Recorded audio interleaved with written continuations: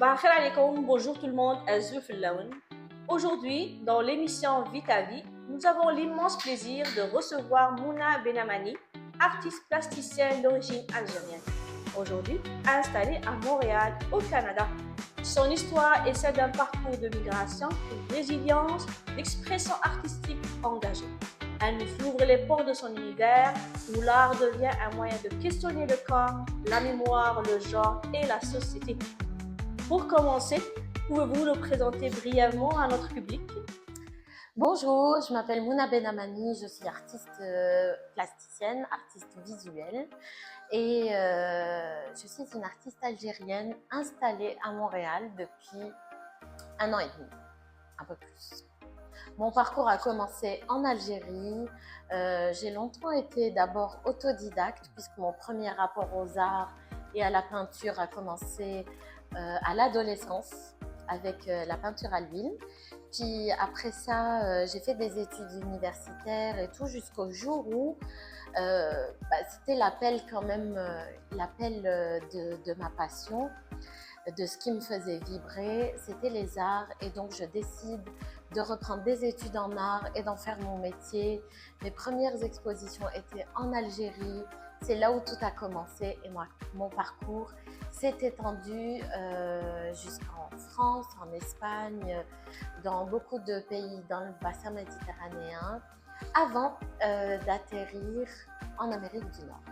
J'ai eu le plaisir d'exposer dans des lieux fantastiques en Algérie, comme celui des Ateliers Sauvages, auprès de Madame Wassila Tamzali, aussi à Dar Abdel Latif, à travers l'organisme l'ARC, donc l'Agence algérienne pour le rayonnement culturel, auprès de l'artiste visuel Mariam Ait El-Hara. Et puis j'ai eu la chance de rencontrer des artistes fantastiques comme Karim Sergoua, comme Halal Zoubir et bien d'autres.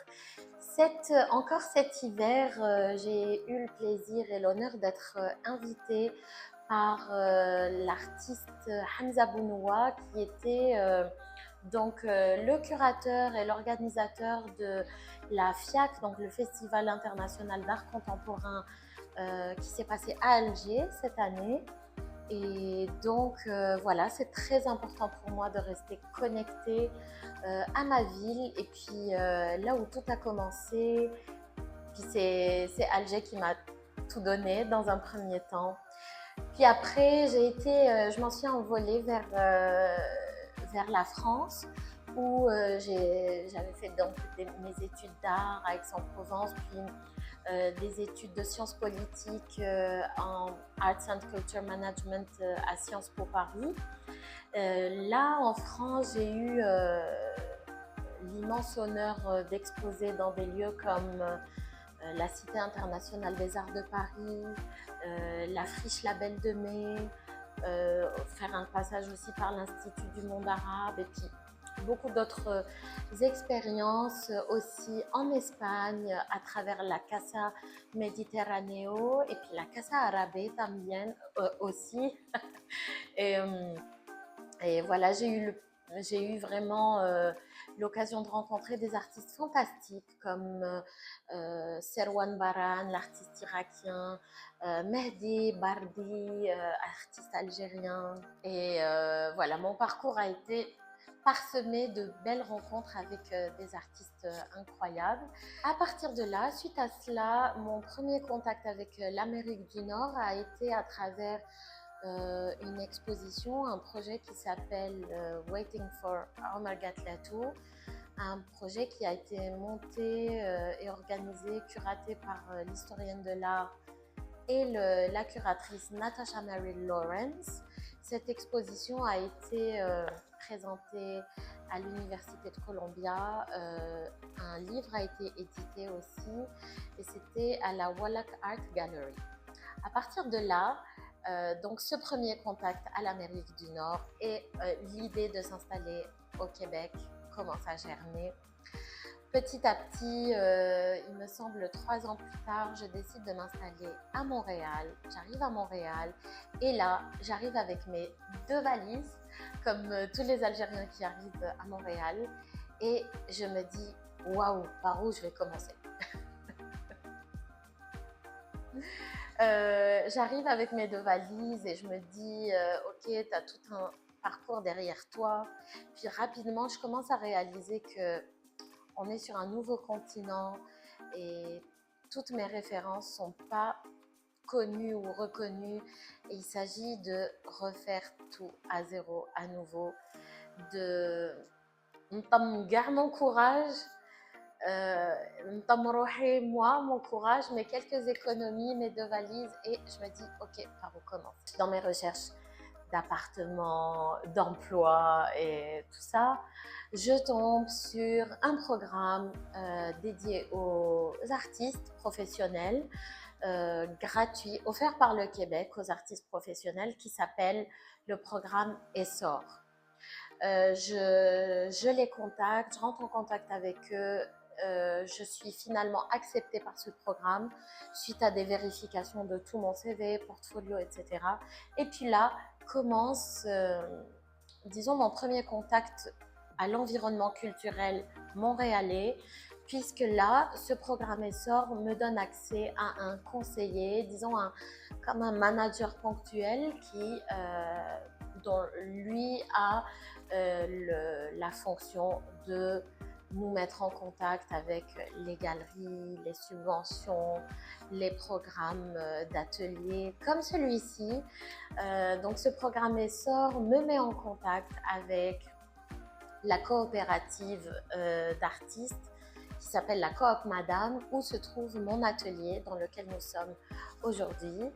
Et donc, ça a été le début d'un parcours de recrutement, de postulation, de candidature, où il s'agissait de présenter son profil jusqu'à obtenir un atelier, un espace de travail.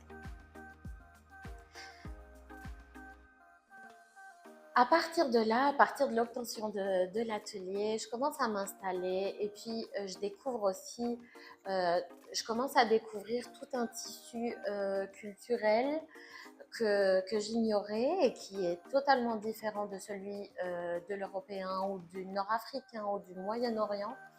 Donc, je commence peu à peu à découvrir les codes. J'en suis encore à découvrir, hein, mais aussi le fait d'appartenir à une coopérative d'artistes et de femmes est une chance inouïe parce que d'abord, on est plusieurs ateliers avec des disciplines différentes. On s'inspire les unes les autres. Parfois, il y a des croisements de disciplines qui se font. Puis, à travers aussi les comités auxquels j'appartiens bénévolement, donc celui de philanthropie et de communication de la coopérative Madame. À travers ça, j'apprends énormément, puis je découvre des artistes avec des univers incroyables et je commence mon parcours artistique montréalais.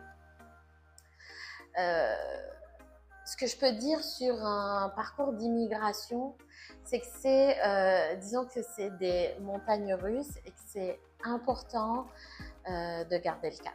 C'est important d'être structuré, d'être résilient. Je sais que c'est des mots qui peuvent sembler bateaux, mais c'est important de venir avec une vision, de ne pas s'égarer, de tenir un plan, comme un plan d'action sur court, moyen et long terme. Mais avant tout ça, je dirais que mon premier conseil pour une femme artiste arrivant au Québec, mon premier conseil serait de se donner de l'empathie et de la compassion. On a tendance à être très exigeant avec nous-mêmes en tant que femme, en tant qu'Algérien, en tant qu'Algérienne, en tant qu'artiste. Et je dirais que mon premier conseil serait vraiment de s'écouter, d'être patient avec soi, d'être réaliste sur les objectifs qu'on se fixe et d'être conscient que ça prend du temps et du courage et de la concentration et de l'empathie avec soi. Dans ce parcours immigratoire qui a commencé, comme tous les parcours, avec beaucoup d'épreuves, On arrive dans une culture qui nous est totalement différente, dans un climat différent, dans des interactions humaines différentes. Il est très facile de perdre pied, il est très facile de perdre nos repères, aussi de se sentir perdu dans tout ce nouvel environnement. Et moi, dans ce parcours d'arrivée au Québec, un des éléments qui m'a vraiment aidée à, disons, m'apporter de la compassion aussi, c'est une femme, c'est la rencontre avec une femme qui est elle aussi une artiste avant tout et qui est thérapeute. C'est Nadia Yahyaoui, qui gère un cabinet de neurofeedback. Et je voudrais parler d'elle, toucher un petit mot pour elle, parce que c'est vraiment un modèle, et puis ça a été un appui autant émotionnel que ça a été aussi une source d'inspiration et de courage, parce que c'est une femme algérienne aussi, qui est artiste aussi, et qui a su se renouveler et aussi accompagner énormément d'autres femmes algériennes ou pas qui arrivent au Québec et qui font face à des difficultés. Et moi, je crois beaucoup en la sororité, je crois beaucoup en les énergies qui se connectent, les gens qui connectent leur courage aussi et leurs énergies. Donc, moi, j'ai envie de vous dire que si vous avez envie aussi de me contacter, si vous êtes artiste, femme, nouvelle arrivante ou pas à Montréal, vous pouvez me contacter sur mes réseaux sociaux, sur Instagram ou Facebook, c'est Mouna Benamani. Et puis, il me fera vraiment plaisir de vous accueillir dans mon atelier. C'est un atelier qui a pour objectif de présenter des ateliers d'art-thérapie, d'accompagner les gens à faire face à leurs difficultés, à leurs épreuves, puis à leurs émotions à travers les arts. Ça sert à ça aussi. Et voilà, venez me voir et ça me fera plaisir de vous rencontrer. Et vous pouvez venir nous voir à la Coop Madame. Merci Mouna pour ce témoignage riche et inspirant. Votre parcours nous montre qu'il est possible de faire entendre sa voix, de faire rayonner sa culture et de bâtir des ponts entre les mondes à travers l'art. Merci et au revoir. Merci à vous.